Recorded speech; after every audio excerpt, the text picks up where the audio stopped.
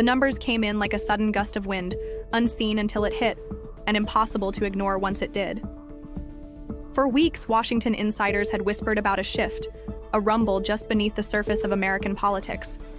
But when the latest poll numbers dropped, it was no longer a rumor, it was a reality, and it was devastating for the Democrats. In one of the most pivotal moments of the political year, the party that had once spoken with unshakable confidence found itself staring down an unexpected reckoning. Poll after poll flashed the same truth. Voter confidence was slipping, trust was eroding, and the base, once a solid wall of support, now looked fractured, uncertain, restless. The shock was immediate. In newsrooms across the country, analysts scrambled to understand how the drop had come so suddenly, so sharply. On the Hill, Democratic aides avoided cameras, faces tight with concern. In contrast, Republican strategists allowed themselves a rare smile, sensing momentum shifting in their favor. But this story was more than numbers. It was about people, about a nation that felt unheard. In small towns where promises had been made but progress felt distant, voters began to speak with their silence, withdrawing support one survey at a time.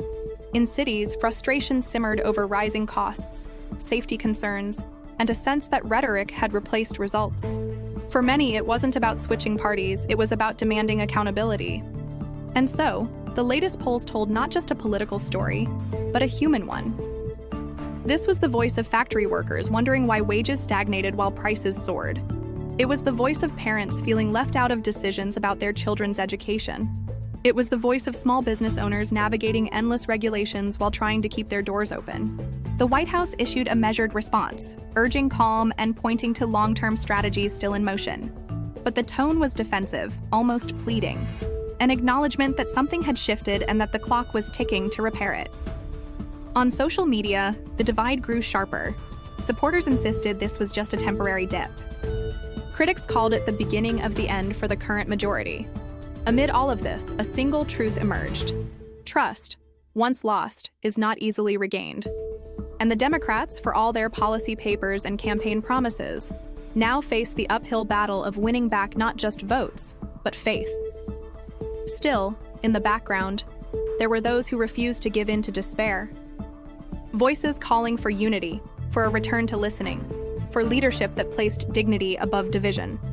The story was far from over, but the opening chapter had been written in bold, undeniable ink.